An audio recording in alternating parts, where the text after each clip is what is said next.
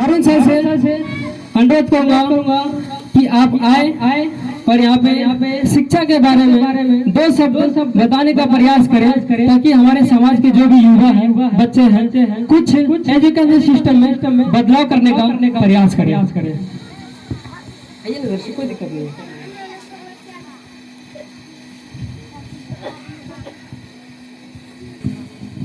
एक बार ताली बजा दे।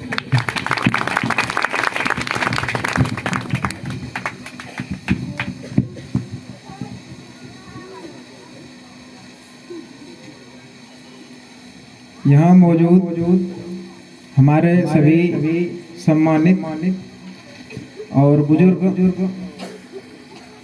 को तहे दिल से शुक्रिया अदा करता हूँ कि आप सब मैं सुनने के लिए अपना वक्त दे रहे हैं।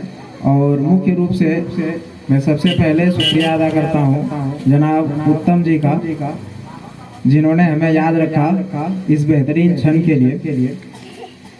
जिस तरह से आप लोग आए हैं, जैसा कि आप देख रहे हैं, यहाँ मौजूद है एक फोटो लगा हुआ है भीमराव अम्बेडकर का।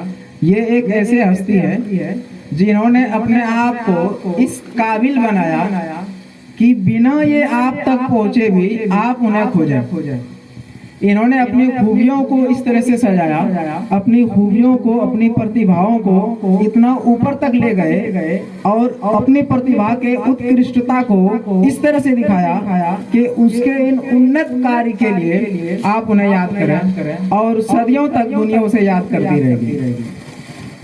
उसकी उत्कृष्टता इसी बात में थी कि उन्होंने नॉलेज हासिल किया, उन्होंने देखा, परखा, जाना, सीखा और उन्हें ये समझ में आया कि अगर हमें समाज में ऊंचाई तक पहुंचना है और अपने समाज को भी ऊपर ले जाना है, तो सबसे पहले हमें उन्हें जागरूक करना पड़ेगा। और जागरूक करने के लिए सबसे बेस्ट तरीका ये है कि उन्हें नॉलेज दे दिया जाए, उन्हें ज्ञान दे दिया जाए, उन्हें विद्या दे दिया जाए।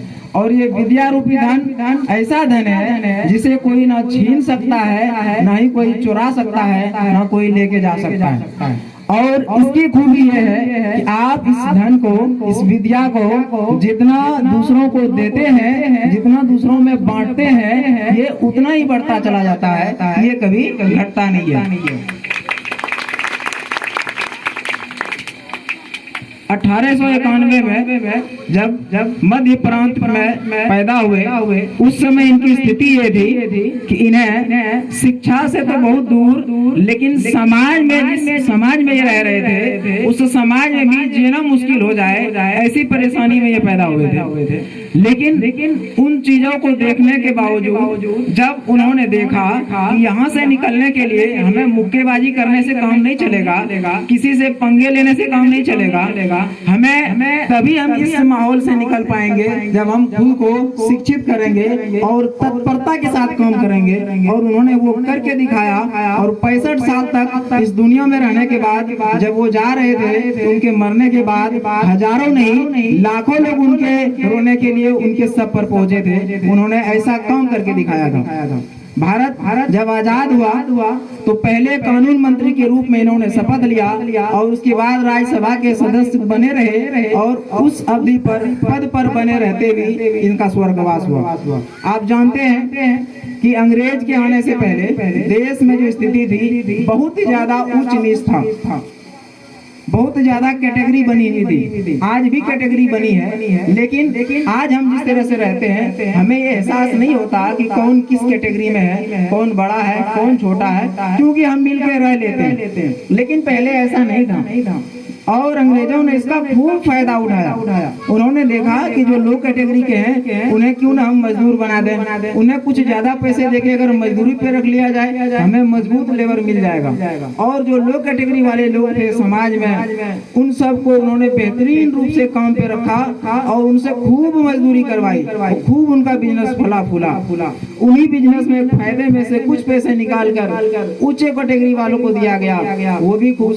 और इस तरह से उन्होंने उन्होंने कैटेगरी को और बड़ा करके अपने कब्जे को जारी रखा और कई 100 साल तक कब्जा जब रह गया तब हमारे कई सारे नेताओं को समझ में आया अब हमें इस कब्जे वाले अंग्रेज को भगाना पड़ेगा।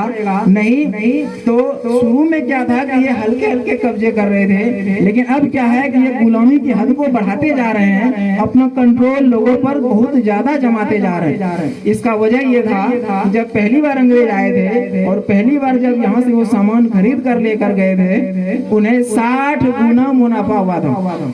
आप ऐसे समझिए